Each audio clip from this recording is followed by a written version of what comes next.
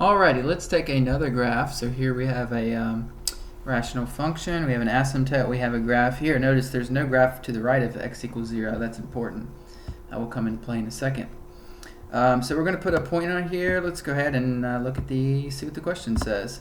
It says evaluate the limit as x approaches 0 from the left of f of x. So that's why I put a point to the left, and we're going to drag that point, and we're going to make x get closer and closer to x equals 0. We know it'll never get there because it's an asymptote. And then just look what happens to the y value. Okay, the y value goes down, down, down. And again, if we drag this graph, the y value is going to continue to go down forever. And again, there's a struggle here with trying to drag at a certain... I can't go down forever because it'll eventually just go down to what? The y value will go down to negative infinity and the point will disappear. So therefore, the answer is going to be negative infinity.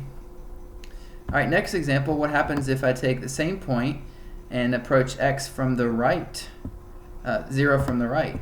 If x approaches 0 from the right, what is the y value that it's approaching?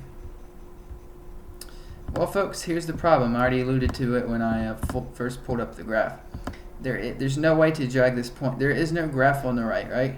So I can't put a point there, and I certainly can't approach x from the right if there's no graph there, right?